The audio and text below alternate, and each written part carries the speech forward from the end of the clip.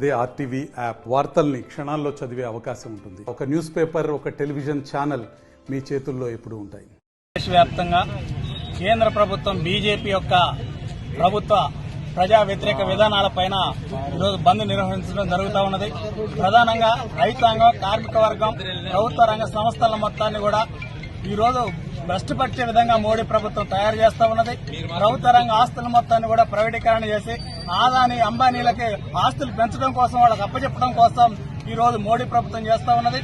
అదేవిధంగా కార్మికులు బ్రిటిష్ ప్రభుత్వం కాడ నుంచి కష్టపడి సాధించుకున్నటువంటి కార్మిక చట్టాలు ఏవైతే ఉన్నాయో ఆ చట్టాల మొత్తాన్ని రద్దు చేసి 4 కోళ్లుగా విభజించడం కోసం బీజేపీ ప్రభుత్వం ప్రయత్నం చేస్తూ ఉన్నది. అంటే 8 గంటల పని దినాన్ని రద్దు చేసి మళ్ళా 12 గంటల పని దినం తేవడం కోసం ఈ రోజు మోడీ ప్రభుత్వం ముందుకు వస్తా ఉన్నది. రైతులు వాళ్ళ యొక్క నల్ల చట్టాలు రద్దు చేయాలని చెప్పేసి సంవత్సరంగా వాళ్ళు ఆందోళన చేస్తే వెనక్కిపోతామని చెప్పేసి ఏదైతే గిట్టుబడి చట్టబడి చేయాలని చెప్పేసి వాళ్ళు నిర్ణయించారో దాన్ని మేము కల్పిస్తామని చెప్పేసి రైతులు మోసం చేసింది. ఆ చట్టాన్ని అమలు చేయాలని చెప్పేసి ఈ రోజు రైతులు ఆందోళన చేస్తా ఉంటే రైతుల పైన పోలీసులు ఉసుగలిపి ఓడాలతోటి లాఠీ చార్జీ చేసి రైతులను అనేక రకాల ఇబ్బందులు పెడుతున్నటువంటి ఈ యొక్క బీజేపీ మూర్ఖత్వ తీరుని ప్రశ్నిస్తూ, అదేవిధంగా ప్రజా వ్యతిరేక ఏదైతే మోడీ తీసుకొస్తున్న మతతత్వ విధానం ఏదైతే ఉన్నదో ఈ రోజు పరిపాలనలో రాజ్యాంగంలో ఉన్నటువంటి సవరణ మొత్తాన్ని రద్దు చేసుకుని మనువాద శాస్త్రాలను ఈ రోజు రాజ్యాంగబద్దం చేయడం కోసం మోడీ ప్రభుత్వం ముందుకు వస్తూ ఉన్నది. ఈ యొక్క విధానాలకు వ్యతిరేకంగా ఈ రోజు దేశవ్యాప్తంగా బంద్ జరుగుతూ ఉన్నది. ఈ బంద్ లో ప్రజలు, ప్రజాస్వామిక పాల్గొని విజయవంతం చేయవలసిందిగా మేము విజ్ఞప్తి చేస్తా ఉన్నాం.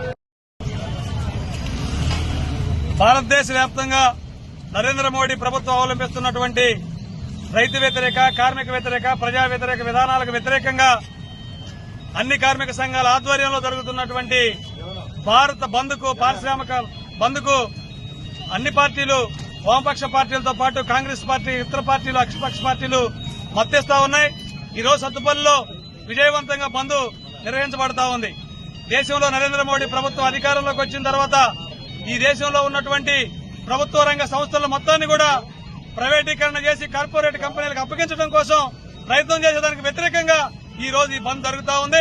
దీంతో పాటు ఇవాళ ప్రభుత్వ రంగ సంస్థలతో పాటు వ్యవసాయ రంగాన్ని కూడా కార్పొరేట్ సంస్థలకు అప్పగించడం కోసం నరేంద్ర మోడీ ప్రభుత్వం తీసుకొచ్చినటువంటి 3 నెలల చట్టాలను రద్దు చేయాలని చెప్పి సుమారు 13 నెలల పాటు ఆందోళన చేసి 800 మంది రైతులు ఆత్మహత్యలు చేసుకుంటే ఆ చట్టాలు వెనకపోవడం జరిగింది.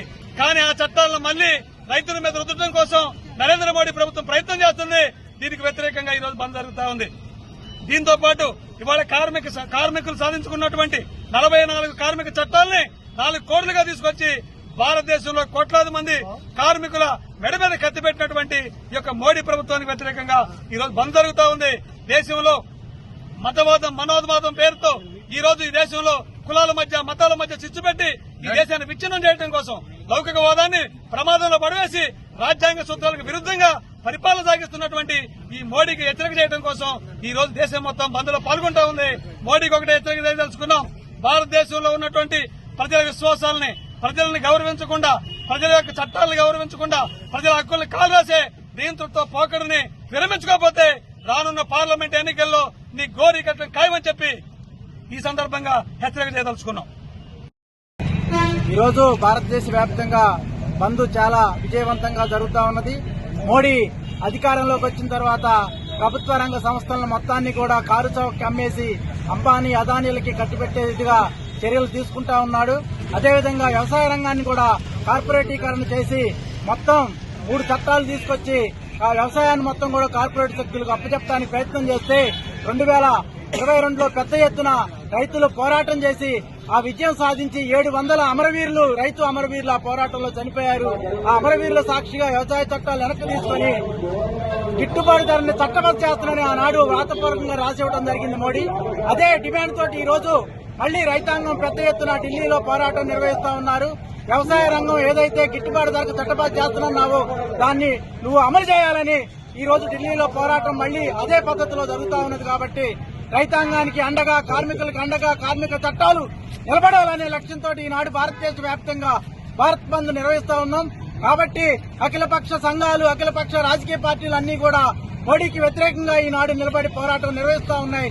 అందులో భాగంగా మరిన్ని వీడియోస్ కోసం ఛానల్ ని సబ్స్క్రైబ్ చేయండి, లేటెస్ట్ అప్డేట్స్ కోసం వాట్సాప్ ఛానల్ ని ఫాలో చేయండి అండ్ లింక్ డిస్క్రిప్షన్ లో ఉంది.